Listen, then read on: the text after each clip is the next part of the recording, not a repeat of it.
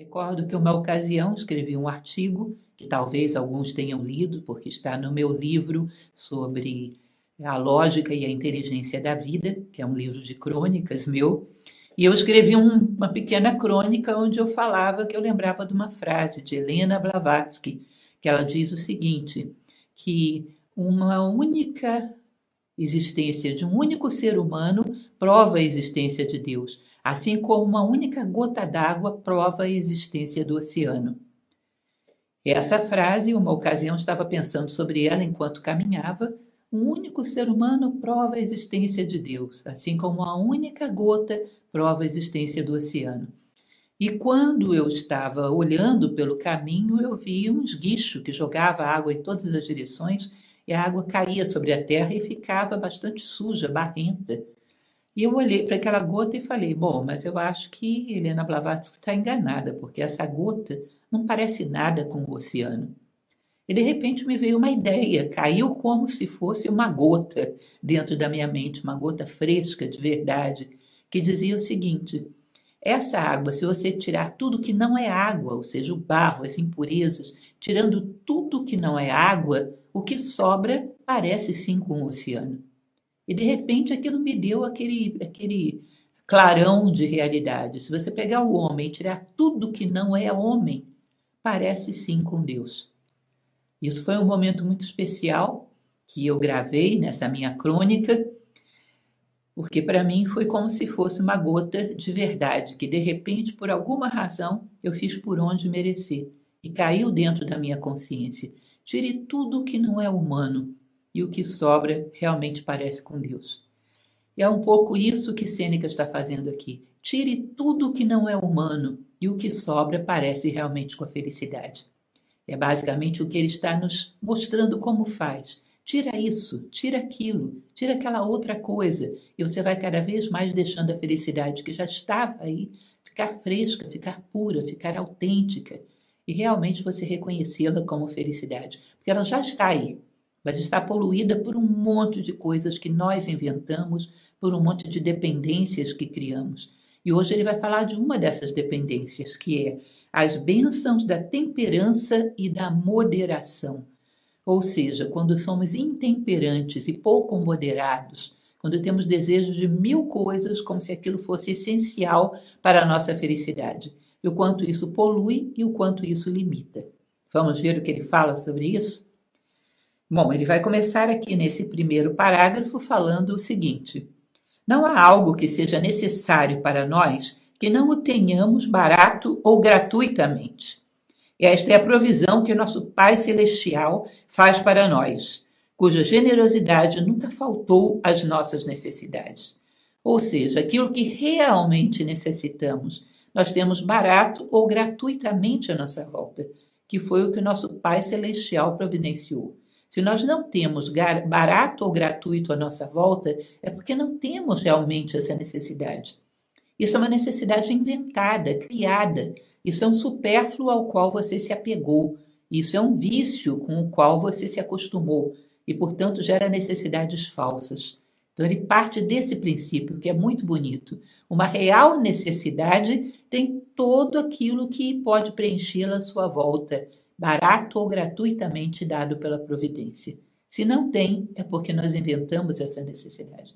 Nós acrescentamos algo que não é natural, que não é verdadeiro.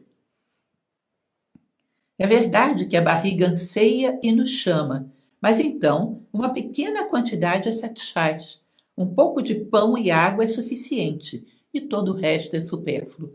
Ou seja, um pouco de pão e água seria suficiente para nutrir aquilo que chamamos de fome. A partir daí é fantasia. Fantasia que criamos daquele sabor específico, daquele tempero específico. Então já não pode ser um pouco de pão, tem que ser alguma coisa que a nossa fantasia criou, uma falsa necessidade. Já não pode ser um pouco de água, tem que ser aquela bebida específica, aquele sabor específico. Isso já não é sede, isso já é fantasia, isso já é vício. E nós sofremos por não termos satisfeitas as nossas fantasias, e não por real fome e por real sede. Aquele que vive de acordo com a razão nunca será pobre, e aquele que governa sua vida pela opinião nunca será rico. Que interessante, né? Aquele que vive de acordo com a sua razão, uma razão pura, limpa, uma reta razão, nunca será pobre. E aquele que vive de acordo com a opinião nunca será rico, porque a opinião sempre criará mais uma fantasia que falta para que você seja rico o suficiente. Na verdade, a fantasia nunca se satisfaz e você sempre se sentirá abaixo dessa falsa necessidade. Pois a natureza é limitada, mas a fantasia não tem limites. Quanto à carne, roupa e acomodações, um pouco alimenta o corpo e também pouco o cobre, de modo que, se a humanidade atendesse apenas à natureza humana, sem se escancarar nos supérfluos, um cozinheiro seria considerado tão desnecessário quanto um soldado, ou seja, não haveria posses excessivas, portanto não haveria cobiça excessiva, então provavelmente não haveria guerra. Pois podemos ter coisas necessárias em condições muito simples, ao passo que nos esforçamos muito por excessos. Quando sentimos frio, podemos nos cobrir com peles de animais, e contra calores violentos, temos grutas naturais, ou com algum vime e um pouco de argila, podemos nos defender de todas as estações. Mas já não nos contenta vime e um pouco de argila. Nós precisamos o mais sofisticado dos prédios de apartamentos, ou a mais sofisticada das mansões, ou seja, muito além da nossa necessidade, nós corremos atrás da nossa fantasia. Esses dias, estudando por uma palestra que vou dar sobre um filme que me impressionou profundamente, um filme recente que se chama Dias Perfeitos, eu lendo a respeito de uma declaração do diretor, que é o diretor alemão Wim Wenders, ele falava uma coisa muito interessante, que nesse filme Dias Perfeitos, ele criou um homem que é estritamente um pacifista, que jamais criaria uma guerra. E ele explica por que isso. Por que esse homem é estritamente um pacifista, o personagem principal do filme Dias Perfeitos? Porque ele não tem ânsias por ter mais. Ele está plenamente satisfeito com o que tem. E ao estar plenamente satisfeito com o que tem, não briga, não ambiciona, não cobiça, não guerreia por mais do que necessita. E ele fala de quanto a guerra vem dessa necessidade extrema que temos de sempre ter muito mais do que necessitamos. Eu achei isso tão bonito. E é como se fosse uma máxima, um dogma, uma obrigação na nossa sociedade. Se você não está ansioso por ter mais do que tem, você está com algum problema. Você é uma pessoa que está, talvez, com algum defeito psicológico grave, alguma carência psicológica grave, porque não é normal que um homem esteja satisfeito com aquilo que tem. E essa quase que obrigação, essa imposição da sociedade por todos estarmos aspirando sempre mais, é que vai gerar a ambição, a cobiça e a guerra. Porque para que um tenha muito mais, acaba sendo necessário que o outro tenha muito menos. E essa ambição desmedida gera também a miséria desmedida e acaba gerando a violência e a guerra. Então eu achei muito bonita essa declaração dele. É realmente assim. Se você não necessita de cozinheiros, de construtores de moradias de luxos, de costureiros de roupas de luxo, você provavelmente também não necessita de soldados. Ou seja, não haverá guerra. É como se fosse uma declaração diferenciada de pacifismo, porque atua não reprimindo a vontade da guerra, mas atacando na origem a necessidade da guerra, antes que ela nasça. Eu achei essa declaração de Wim Wenders muito filosófica e muito bonita, tão bonita quanto o filme que ele criou. Continuando, ele vai dizer, mais adiante, na página 93, só o orgulho e a curiosidade nos envolvem nas dificuldades. Se nada servirá a um homem senão roupas e móveis caros, estátuas e pratos, uma numerosa comitiva de criados e as raridades provenientes de todas as nações, não é culpa do destino, mas sim dele mesmo que ele não está satisfeito, pois seus desejos são insaciáveis e isso não é uma sede, mas uma doença. E se ele fosse o senhor do mundo inteiro, ele ainda seria um mendigo. Que coisa terrível, né? Se ele fosse senhor do mundo inteiro, ele ainda seria um mendigo, porque suas necessidades falsas sempre seriam maiores do que aquilo que ele possui. Ou seja, não é culpa do destino que ele seja um miserável, é culpa dos seus desejos insaciáveis, das suas necessidades de posse insaciáveis. E aviso, sejam filosóficos. Eu não estou falando só de posses materiais, isso é só o aspecto mais palpável da história. Mas se eu desejo que pessoas que não me amam me amem, eu já estou desejando no campo da fantasia, porque a minha única necessidade deve ser amar e não a contrapartida disso. Eu me satisfaço no amor em si. E aqueles que me amam, eu estou extremamente satisfeito em receber esse amor. E não quero obrigar naturezas a me amar quando não é o momento delas, ou não é a necessidade delas, ou não é o tempo certo delas amarem. Eu respeito as coisas como são, mas ninguém pode me impedir de amar até os meus limites. E esse amor até os meus limites é suficiente para preencher a minha necessidade de amor. Porque eu amo tanto e tão bem que no mínimo que tenho é amor para mim mesmo. No máximo que tenho é amor para todas as pessoas que estão à minha volta. Portanto, não tenho carências. Se eu me entristeço porque não tenho aquele reconhecimento que eu gostaria que o mundo me desse, o mínimo que eu posso pensar é: eu mereço ser reconhecido pela minha consciência. E se a minha consciência me reconhece, eu tenho mais do que razões para estar feliz. Eu não posso esperar do mundo aquilo que ele não pode me dar. Seria forçar a natureza do mundo. O mundo pode me reconhecer ou não, e isso nada tem a ver com meu mérito.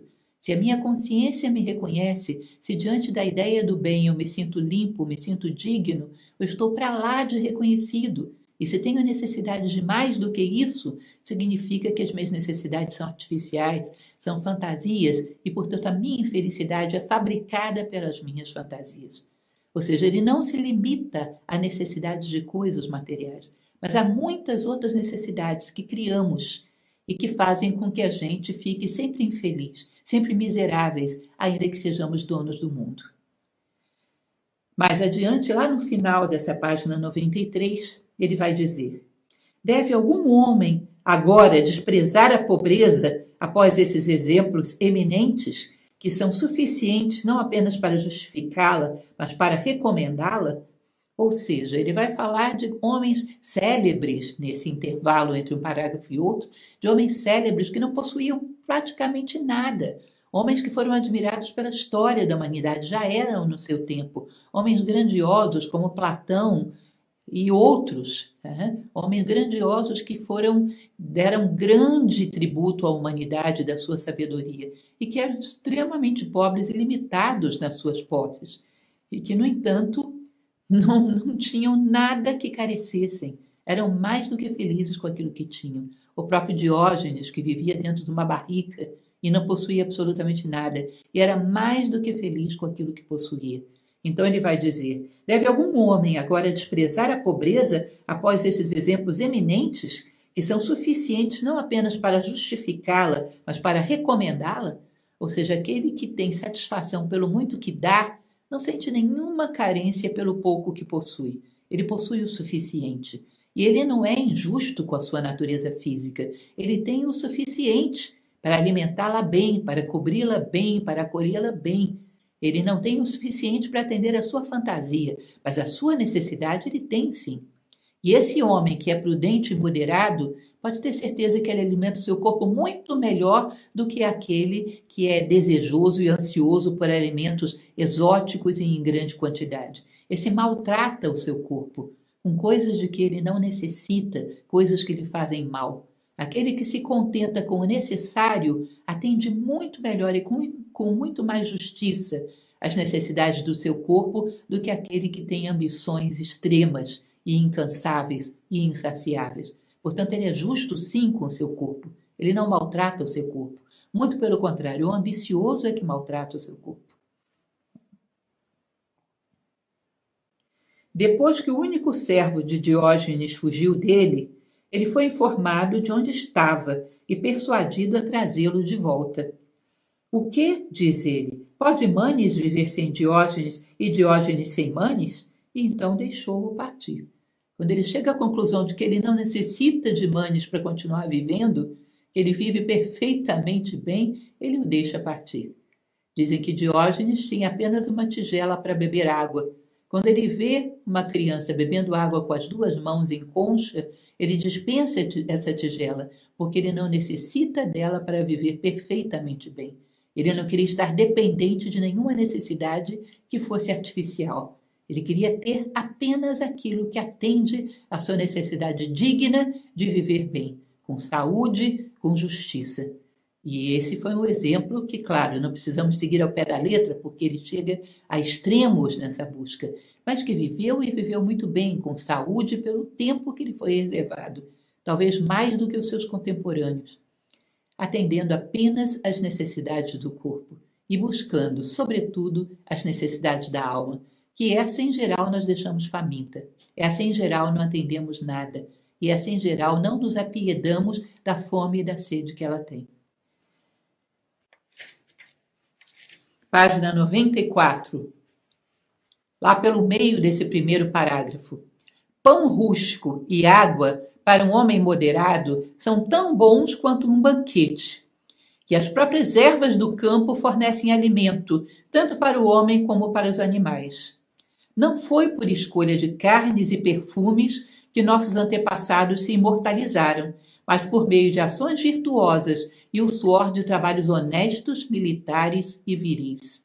Ou seja, os grandes homens que se imortalizaram no passado não foi porque tiveram os alimentos mais requintados, os perfumes mais requintados, mas foi pelo que deram à humanidade, de ações justas, nobres e boas. O homem é do tamanho da sua generosidade. Ele não é do tamanho daquilo que ele retém, ele é o tamanho daquilo que ele entrega. O homem é grande pela capacidade que tem de entrega e não pela capacidade que tem de reter e acumular. Se fosse assim, todos os grandes avaros, cobiçantes e ambiciosos da história teriam sido os grandes heróis da história, e não são. A gente nem lembra dos contemporâneos de Sêneca. Me diga um contemporâneo de Sêneca que era extremamente rico, simplesmente, e que não tivesse outro mérito a não ser rico. Ninguém lembra. A história apaga os medíocres. A história apaga aqueles que não tinham outras virtudes. Não que ser rico seja um mal ou seja um pecado, mas que não se busque nada além do acúmulo de posses materiais. Ninguém lembra desses. A gente lembra daqueles que muito entregaram e não daqueles que muito retiveram. Isso não é uma virtude em si. Tá? Não importa que o homem tenha bens, mas que ele não se contente apenas com isso, que isso não seja o sentido da sua vida. Que ele tenha os bens que ele julgar necessários para empregá-los da maneira correta, mas que ele não ache que é grande apenas por isso. No próximo parágrafo ele continua: enquanto a natureza existe em comum e todos os seus benefícios foram gozados promiscuamente, o que poderia ser mais feliz do que o estado da humanidade, quando as pessoas viviam sem avareza ou inveja? Ou seja, o que poderia ser considerado mais feliz do que aquele momento em que a humanidade ainda não havia sido contaminada pela avareza e pela inveja. Não havia ainda sido contaminada pela ideia, pela terrível ideia de que você não é feliz se não for superior a alguém. Percebam o quão é difícil e danosa essa ideia e quanto prejuízo ela traz ainda nos nossos dias. As guerras que nesse momento, no mês de junho de 2024, temos pelo mundo, elas são por que causa? Não venham me dizer que é porque tal país pensa que tal território é dele e tal pensa outra coisa, ou tal quer se vingar de uma coisa ou de outra. Nada disso. Essas guerras têm como causa que o homem acredita piamente que ele não pode ser feliz se não for superior a alguém. Alguém tem que ser inferiorizado para que a minha felicidade seja obtida. E daí vem todas as guerras do mundo. É exatamente o que ele está dizendo aqui. O que poderia ser mais rico do que quando não havia um homem pobre a ser visto no mundo? Porque se todos se contentam com aquilo que têm, é evidente que todos terão. Agora, se algum deseja ter desmesuradamente, não para usá-lo por uma causa justa, mas simplesmente pelo prazer de ter, se alguém quer ter desmesuradamente, sem uma causa que o justifique, alguém vai ter que carecer desmesuradamente para pagar essa conta, para fechar essa equação matemática. E esse que vai carecer desmesuradamente será um peso na consciência de toda a humanidade, ainda que nós não tenhamos uma consciência clara disso. Isso pesa em nós. Isso é razão das nossas tristezas. Que haja alguém em algum lugar que sofra da carência mais absoluta, da miséria mais absoluta. Só que nós tendemos a procurar culpados do lado de fora. Quem por aí foi o causador dessa pessoa ter tão pouco? E nós não procuramos em nós mesmos. Não procuramos na nossa ambição de sempre ter sucesso às custas do fracasso de alguém. De sempre achar que a nossa felicidade e a realização tem que ser em termos mais do que temos agora. Não só de coisas materiais, reitero, mas de mais reconhecimento, de mais afetividade, de mais destaque, de mais fama do que eu tenho agora. Esse querer cada vez mais vai fazer com que alguém tenha cada vez menos. E se eu quero, eu sou participante dessa equação, que sempre vai gerar perdedores. Perdedores que estão em extremo sofrimento por carência de tudo. Eu sou participante dessa equação. Não preciso ficar procurando culpados do lado de fora. Ah, aquele que tem muito. Talvez aquele que tem muito tenha grandes sonhos e queira empregá-lo de uma maneira que seja coerente para com toda a humanidade. Pare de procurar culpados e encontre a responsabilidade dentro de você mesmo e nesse desejo insaciável de ter felicidade sempre estando acima de alguém, sendo vitorioso sobre alguém, destacando-se acima de alguém. E isso todos nós estamos contaminados, até o último fio de cabelo. Assim que essa generosidade imparcial da providência passou a ser contida pela cobiça e que os particulares se apropriaram daquilo que era destinado a todos, então a pobreza se alastrou pelo mundo. Para quem já leu a República de Platão, ele fala exatamente sobre isso. Ele cria na sua imaginação uma cidade ideal, onde todos teriam o necessário. Aí lá pelas tantas, Glauco, que é um participante do diálogo, diz: isso aí é uma vida de porcos, que só tem o mínimo, isso não é uma vida de homens. Ele diz: bom, então agora você quer que eles tenham supérfluo? É, claro, eu quero que eles tenham mais. Tá bom, então agora você vai começar a criar a cobiça, a inveja, a disputa e a guerra, a partir do momento que os homens não se satisfazem com aquilo que é necessário. Exatamente no momento onde os homens passam desse limiar, começa a haver esse estágio de permanente tensão entre os homens, de permanente agressividade entre os homens. Quando passamos a achar que a felicidade reside em passar desse marco, em termos muito mais do que necessitamos. Não procuramos a nossa felicidade naquilo que somos, mas naquilo que temos, tanto no plano concreto quanto no plano sutil.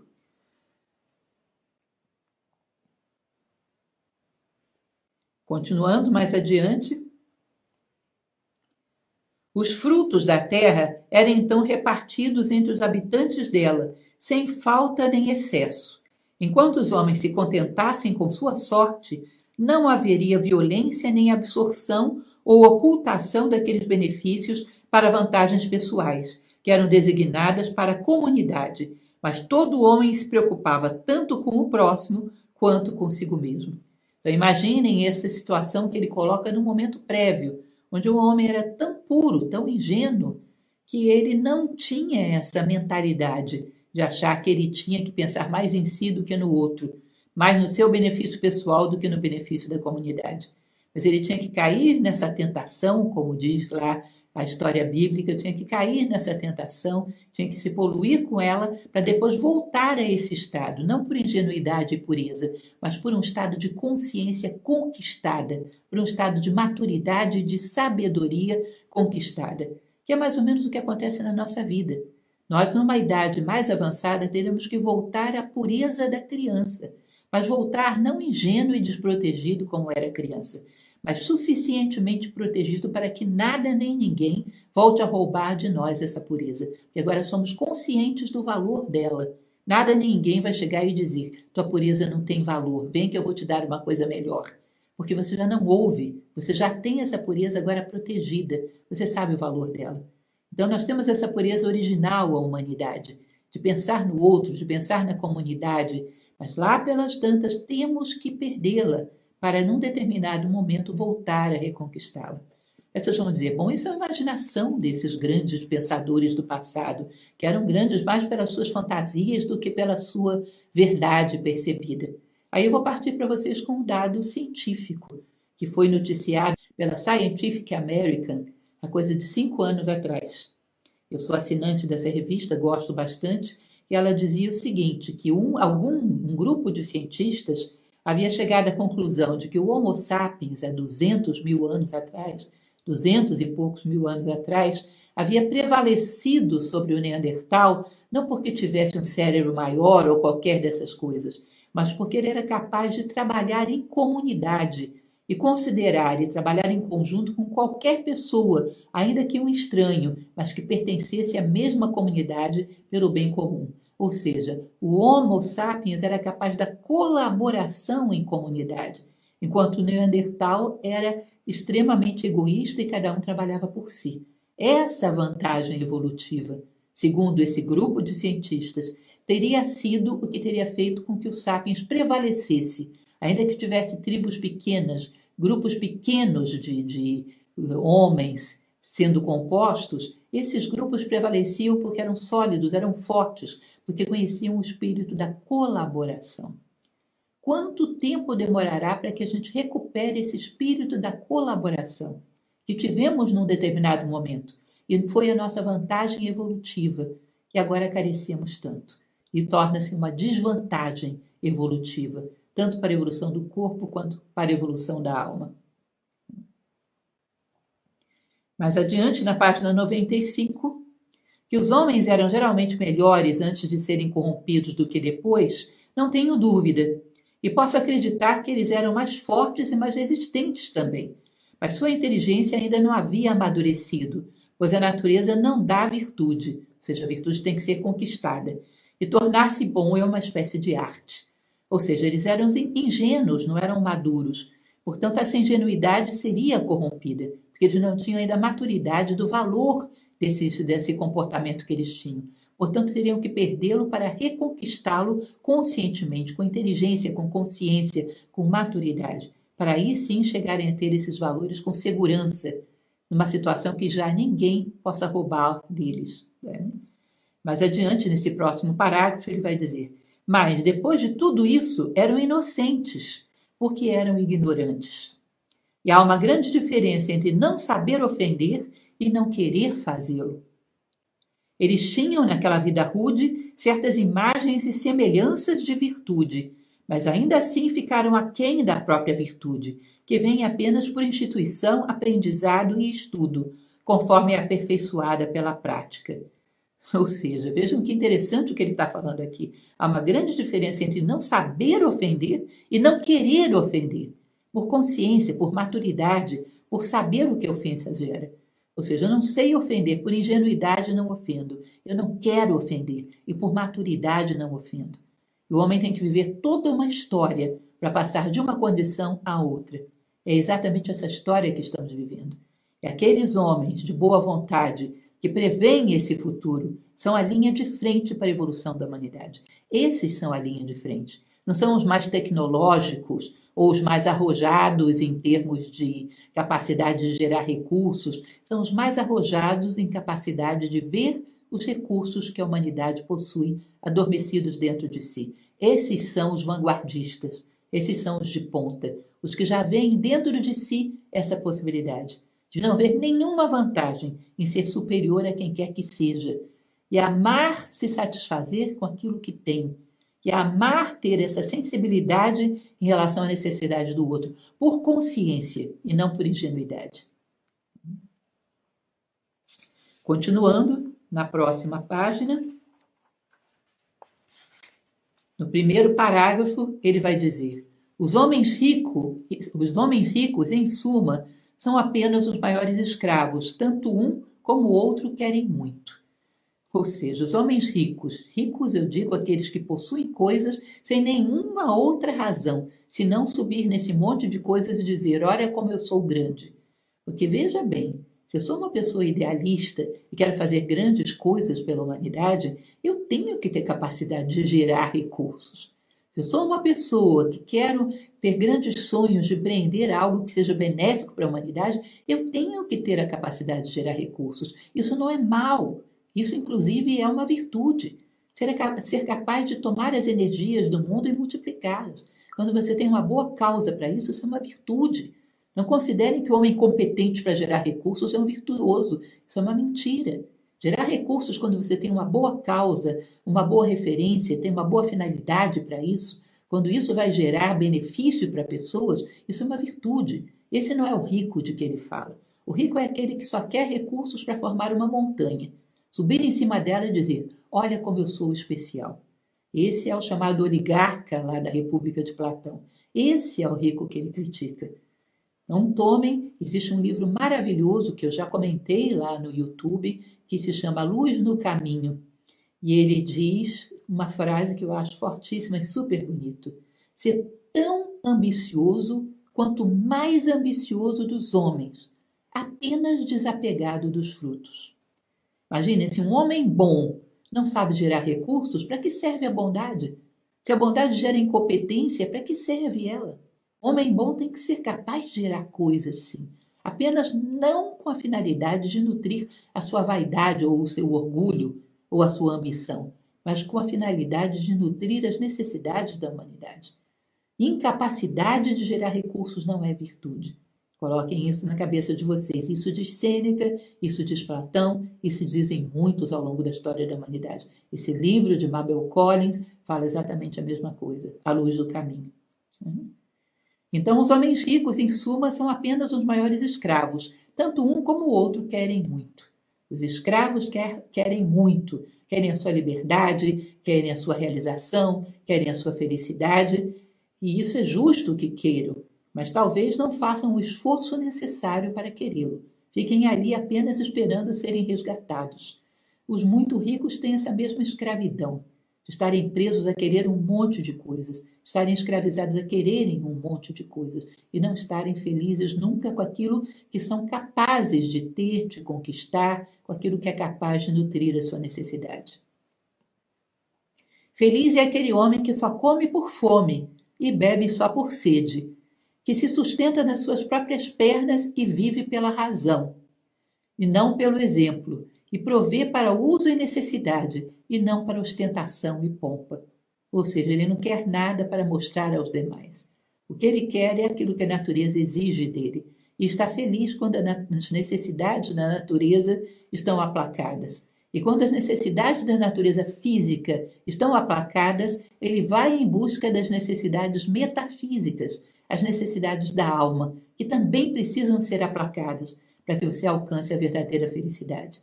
Senão, somos um ser miserável amarrado a um ser opulento. Claro que metade de nós estará à míngua, e essa metade chorará na calada da noite, enquanto que a outra metade dorme com o estômago excessivamente cheio. Então, ele supre as necessidades do corpo e parte imediatamente para as necessidades da alma, que também são extremamente necessárias para que a felicidade seja atingida. Mais adiante, nesse mesmo parágrafo, ele vai dizer: o que é pouco para a luxúria é suficientemente abundante para a natureza. A finalidade do comer e beber é a saciedade. Agora, o que importa é que um coma e beba mais e outro menos, desde que um não fique com fome, nem um outro com sede. Ou seja, que importa a gente ficar comparando, fulano bebeu mais do que eu, fulano comeu mais do que eu. O que importa é, ele está saciado, eu estou saciado. A saciedade de cada natureza física pode vir em patamares diferentes. Se ele está saciado e eu estou saciado, comemos equivalentemente o mesmo. Não há por que eu me comparar a quem quer que seja, estar sempre medindo quantidades e não admitir que alguém tenha mais do que eu. Que cada um coma e beba segundo a sua necessidade de saciedade e que ninguém se compare a ninguém. Mais adiante, nessa mesma página, né? Não, nessa mesma página já encerramos. Eu vou para a próxima página. Página 97, lá pelas tantas, no finalzinho desse primeiro parágrafo. Aqueles que demolem templos e derrubam altares mostram sua boa vontade, embora não possam fazer mal aos deuses, que assim é como aqueles que invadem a reputação de grandes homens. Ou seja, ele coloca essa boa vontade aí como uma ironia, né? Aqueles que demolem templos e derrubam altares podem estar querendo se mostrar poderosos ao fazer isso, mas na verdade eles não afetam em nada aqueles que são homenageados por esses templos e esses altares, que para eles são deuses, né? Para nós, para a sociedade atual, pode ser Deus, para o monoteísmo pode ser Deus, para o politeísmo da época podem ser deuses, mas o fato é que esses seres divinos, seja um ou sejam muitos, não são afetados em nada quando os ambiciosos, quando os irados derrubam os seus templos. Ele vai dizer, a mesma coisa acontece com os homens bons que houve na história. Quando os ambiciosos, quando os irados destroem a sua reputação, o bem-estar e a bem-aventurança desses homens não é diminuída em absolutamente nada. Talvez o que seja prejudicado sejam os demais homens, que deixam de receber o exemplo da vida pura desses homens, deixam de ter contato com essa biografia que poderia inspirá-los muito, porque ela foi suja, ela foi poluída pela mente viciosa desses homens gananciosos e irados. Mas o homem em si, que teve essa vida grandiosa, não perde absolutamente nada. Mais adiante, no próximo parágrafo, é prática da multidão latir para homens eminentes como os cachorrinhos fazem para estranhos, pois consideram as virtudes de outros homens a repreensão de sua própria maldade. Ou seja, o fato de alguém ser virtuoso condena os homens que não são, expõe os seus defeitos, os seus vícios. Lembrem daquele curso que costumo dar sobre como superar seus limites internos, onde o autor Steven Pressfield, do livro em que me inspiro, ele diz que existe um acordo tácito para permanecermos na mediocridade juntos. Quando alguém reage, é tomado como um traidor, que expõe a mediocridade de todo mundo. Se todos são medíocres, é porque não dá para ser outra coisa. Mas se um se levanta e se torna grandioso, ele prova que todos poderiam ser grandiosos. E são medíocres porque se acomodaram. E isso dói, isso incomoda. Então existe uma busca deliberada e constante de poluir a reputação desses homens que foram grandiosos, como uma forma de rebaixá-los até nós. É muito mais fácil, ao invés de você crescer até eles, rebaixá-los até nós, porque aí a vida fica mais confortável. Ninguém precisa crescer. E isso falava Sêneca, aí no século I da era cristã. E isso nós podemos ver presente no nosso tempo histórico. É difícil você ver um grande herói, um homem significativo que já não tenha havido um livro ou um filme no cinema mostrando esse homem como um louco, como um alienado mental, como uma pessoa desvairada. É difícil, prestem atenção. Os grandes homens da história, todos eles, eu não conheço exceção, já tiveram a sua imagem maculada ou tentaram maculá-la por algum tipo de sujeira desse tipo. E é uma necessidade dos medíocres de rebaixarem os grandes ao nível deles, ao invés de subirem até o nível dos grandes, porque isso dá trabalho. Então é muito mais fácil rebaixá-los. Me recordo uma ocasião, numa palestra, em que eu falava a respeito da maravilha que provoca na consciência humana algumas músicas de Wagner, como, por exemplo, o Anel dos Nibelungos, que eu admiro muito, a tetralogia de Wagner. E várias pessoas nessa palestra vieram dizer, não, mas ele bebia demais, ele gastava demais, ele era fanfarrão. Eu achei muito engraçado esse comentário, porque beber demais, ser fanfarrão é uma coisa que qualquer um faz, mas compor o que Wagner compunha, que parece que estava na presença de Deus, quem é capaz de fazer? Então, você pega um homem, ele não era um santo, ele tinha suas imperfeições. Então, pega o que ele tem de pior e expõe, como uma maneira de rebaixá-lo até você. Tá certo, ele bebia demais, ele gastava demais. Agora, em vez de procurar o que ele tinha de pior, procura o que ele tem de melhor e tenta fazer alguma coisa equivalente. Essa mania de tentar destruir aqueles que fizeram coisas grandes, pegando seus piores defeitos e colocando sobre a mesa, nada mais é do que um sintoma da mediocridade, que quer rebaixar os grandes ao seu nível. Tudo bem, ninguém foi perfeito. Todos eram duais e tinham suas imperfeições. Mas eles não são grandes pelas suas imperfeições. São grandes pelas coisas grandiosas que fizeram. Quais são as coisas grandiosas que você fez? Compare o grande com o grande e o pequeno com o pequeno. Porque outra coisa é injusto. Comparar o seu melhor com o pior desses homens é injusto. Isso nada mais é do que um argumento da mediocridade. Passando adiante, na página 98, ele vai dizer, ainda nesse primeiro parágrafo, experimentos ocasionais de nossa moderação nos dão a melhor prova de nossa firmeza e virtude. Um apetite bem governado é uma grande parte da liberdade e é uma sorte abençoada, pois já que nenhum homem pode ter todas as coisas que ele deseja, possamos todos nós deixar de desejar o que não temos. Seja, ao invés de você querer levar as posses até o limite do desejo, leve o desejo até o limite das posses.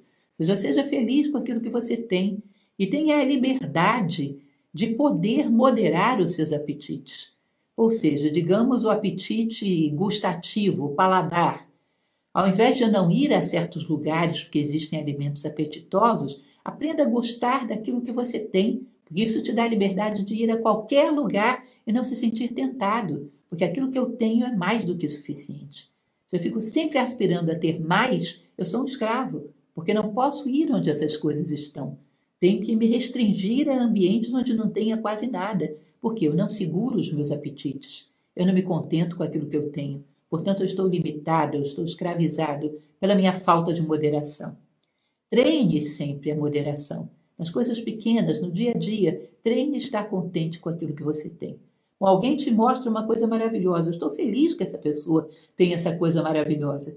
Estou feliz por ele, realmente. Mas eu gostaria de ter para mim? Não. Para mim é ótimo que ele tenha. É ótimo que isso esteja em algum lugar que todos possam ver. Por que eu tenho que ter restrito dentro da minha casa? Se você me dá uma belíssima obra de arte, como eu estaria feliz que essa belíssima obra de arte estivesse em um local que pudesse ser vista por toda a humanidade e que toda a humanidade pudesse se beneficiar com ela? Por que eu tenho que ter trancada dentro do meu quarto apenas para os meus olhos? Isso não é senso estético, isso é ambição. Enfim, que a gente aprenda a gostar das coisas por serem o que são, sem poluir com isso as coisas com desejo eterno de posse. A verdadeira beleza, dizia Platão, ela não gera um desejo de posse, mas um êxtase, como se fosse uma reminiscência de um lugar onde nós já estivemos, onde tudo era igualmente belo, tanto no plano físico quanto no plano moral, psicológico e espiritual. Nós estivemos num lugar assim e desejamos para lá retornar. Portanto, a beleza nos gera nostalgia e não desejo de posse. Isso é um homem moderado.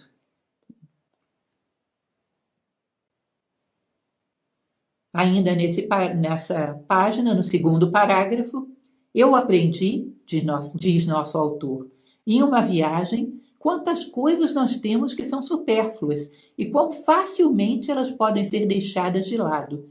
Pois quando estamos sem elas por necessidade, nós nem mesmo sentimos a falta delas.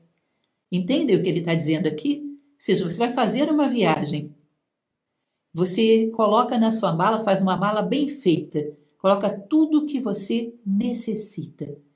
Você viaja, não sente falta em nada daquela montoeira de coisas que você tem dentro de casa. Não sente falta em nada daquela montoeira de elementos que você acumulou. Será que você realmente necessita deles? Você viaja com uma mala bem feita e o que está ali é suficiente para o teu bem-estar. E aquele monte de coisas que você guarda dentro de casa, além do que há nessa mala. Se você não sente nenhuma falta dessas coisas, será que você não está acumulando inutilmente coisas? Se sentindo seguro por ter coisas? Sentindo ter um status por ter coisas? Ou seja, fazendo aquela montanha de coisas para se colocar em cima delas e dizer: olha como eu sou bom, olha como eu sou importante? Às vezes, nessas viagens, sentimos o que realmente é necessário para o nosso bem-estar. Percebemos o tamanho das coisas que acumulamos sem muita necessidade. Mais adiante, na última página, no final do segundo parágrafo. Não é suficiente ter uma longa fila de serviçais, vastas posses ou um incrível tesouro em dinheiro e joias. Um homem pode ser pobre com tudo isso. Na melhor das hipóteses, há apenas essa diferença. Um homem toma emprestado do usurário e o outro do destino. Entendem isso? Um é pobre porque tomou o dinheiro de um usurário, a juros, tá? De um agiota ou uma coisa desse tipo. Outro é pobre porque tomou o emprestado do destino. Porque quando você toma uma coisa que você não necessita, não é seu, é um empréstimo. Então você está endividado com o agiota, o outro está endividado com o destino. São dívidas do mesmo jeito. E os dois estão numa situação instável, porque têm mais do que necessitam. Recordo mais uma vez, não é que você tenha que ter poucas coisas, você tem que ter o necessário para que os seus grandes sonhos humanos sejam atendidos. Se você tem grandes sonhos humanos, você pode precisar de grandes coisas. Mas se o que você pretende é apenas sobreviver, pequenas posses são mais do que necessárias. E quando temos mais do que necessitamos, mais do que aquilo que os nossos sonhos demandam, pedimos um empréstimo ao destino. E somos devedores como aquele que está endividado com um agiota, da mesma maneira. Mais adiante, no último parágrafo, ele vai dizer: não podemos encerrar esse capítulo com um exemplo mais generoso de moderação do que de Fabrícios. Ele vai contar sobre esse personagem histórico que nós não conhecíamos senão através dele, que, pelo que ele fala, era amigo de Pirro. Pirro o tentou com uma soma de dinheiro para atrair seu país. E o médico de Pirro ofereceu a Fabrício uma soma de dinheiro para envenenar seu mestre. Ou seja, dos dois lados tentaram corrompê-lo. Pirro tentando dar uma soma de dinheiro para que ele traísse o país, e o médico de Pirro tentando dar a ele uma soma de dinheiro para que ele envenenasse Pirro. E ele não cedeu a nenhuma das duas propostas. Nem para contentar Pirro, que era seu amigo, nem para contentar o médico. Em ambos os casos ele disse não à corrupção. Ele não precisava de um dinheiro que estivesse acima da sua virtude. Sua virtude era cara demais para ser comprada por qualquer quantia de dinheiro que fosse.